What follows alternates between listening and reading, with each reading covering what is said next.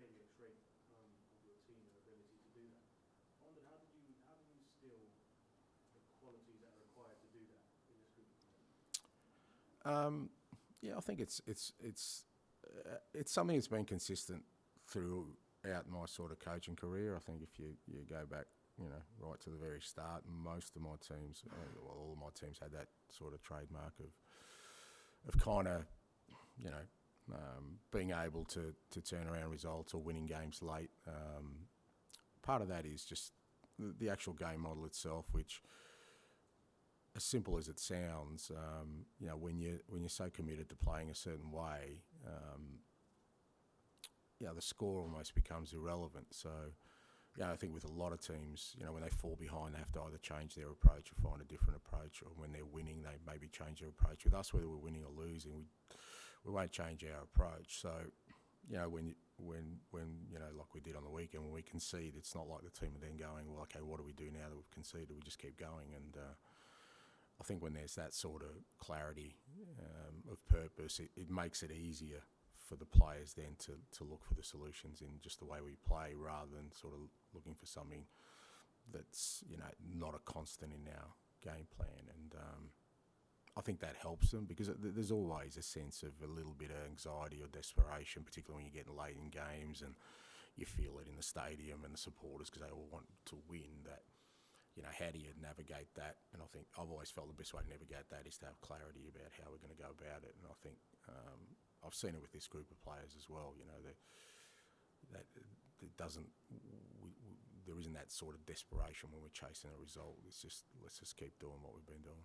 In terms of keeping your players calm in those situations where they do go behind, is it the sort of thing that they feed each other? Once you've done it once or twice, yeah, you know you can do it. So yeah, that becomes sort of part of the process. So again, because you can get affected by, invariably they'll look at the scoreboard and there's 86, 87 minutes, and you can get really anxious. But I don't think we try and instill in them not to worry about that. And sometimes it gets dismissed when we score a lot of late goals where we're already ahead as well, and people kind of dismiss that. But that's part of that process as well, is that you just keep going till, irrespective of the result. So even if you're winning comfortably, you go and try and score another goal rather than sort of shore up the game.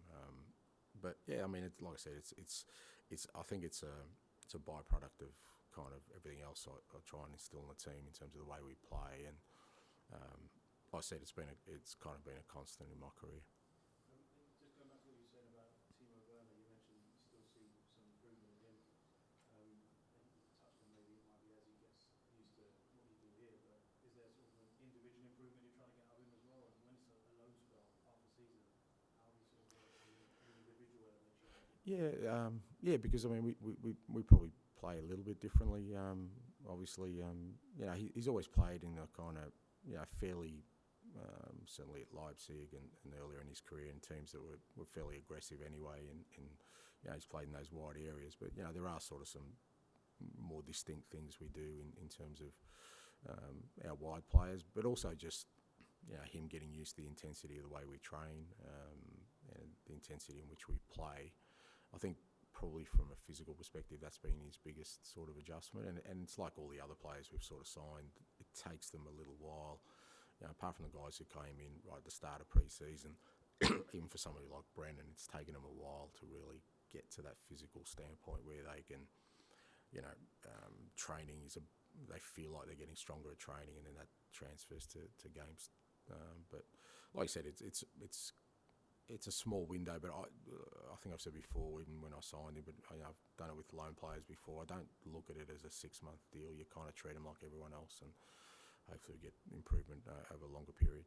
Just lastly, you mentioned something earlier on about attacking players and them being judged for goals and assists, and it sounded like there are other things that you look for when you're judging your attacking players. Can you sort of expand on that? What are the other qualities you want beyond maybe what everyone sort of? Well, yeah, I mean, it's no secret in our team. I mean, part of sort of our big strength this year is our ability to really be aggressive in the way we sort of press other teams, and that starts with our attacking players. I mean, and that's where I think Sonny's been unbelievable for us this year. I mean, even on the weekend, he kept harassing, he kept chasing, and we've scored a lot of goals this year just by our front three really having an appetite to be our first form of defence, and we've won a lot of balls in that front third, of which invariably they're the beneficiaries of, because then they get their goals and assists. But that's a big part of it. You know, you need somebody who's going to, apart from the goals and assists in a defensive sense, will be an instigator in that for us. And then there's some other stuff around, sort of,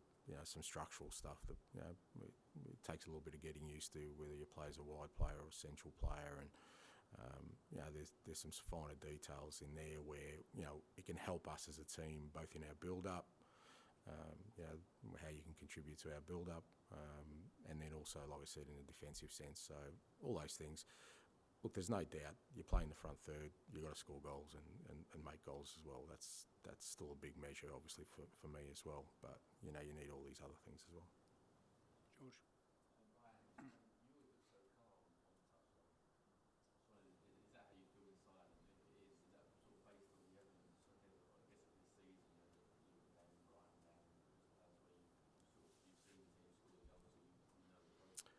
Well, no, not just this season. As I said before, it's 26 years of it, so you kind of know. And, yeah, I think if I want the players to be sort of clear-headed in that moment, it won't help if I'm jumping around and screaming my head off, you know. It doesn't really... And it's not me anyway. I mean, it doesn't mean I don't internally, you know, feel the anxiety and all those kind of things. But I've learnt that, you know... as I said, over the course of my career, that in those moments, because I still, I mean, may be needed in those moments. You know, we scored and we made a substitution straight away. I put Pierre on. So if I'm kind of running down the touchline just thinking we've scored and we've won, then I don't think I'm helping the team, you know. But that doesn't mean internally I'm not running. It'd probably help me if I did it physically as well. But you know, I think, again, my role in that point of time, and again, it's just me. It's not.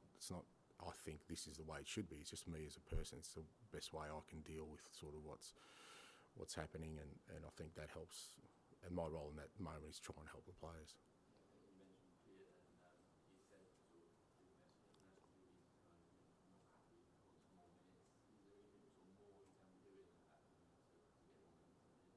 No, he's doing all he can. You know, I think he mentioned he's training well and he's presenting himself, and you know, he's not happy.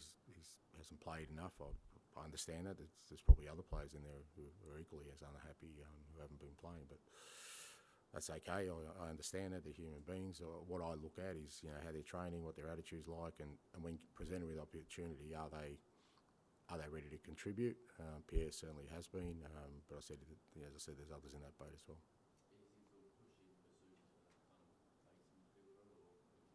They're all pushing each other, mate. There's no there's no individual competitions in there. It's about, you know, like I said, what I see every day, what I see during game time, and always makes these decisions with the ultimate sort of backdrop of what's going to be best for the team.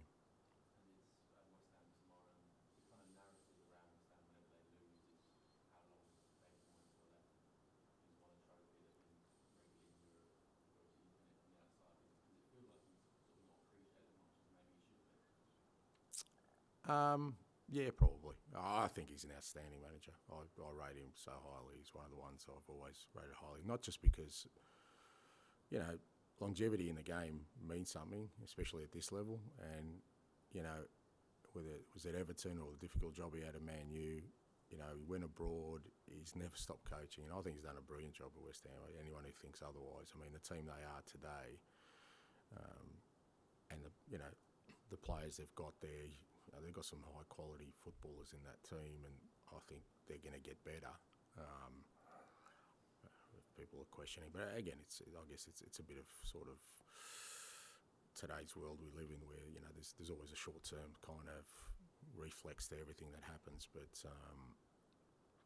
I've got no doubt he's one of the outstanding managers in the game.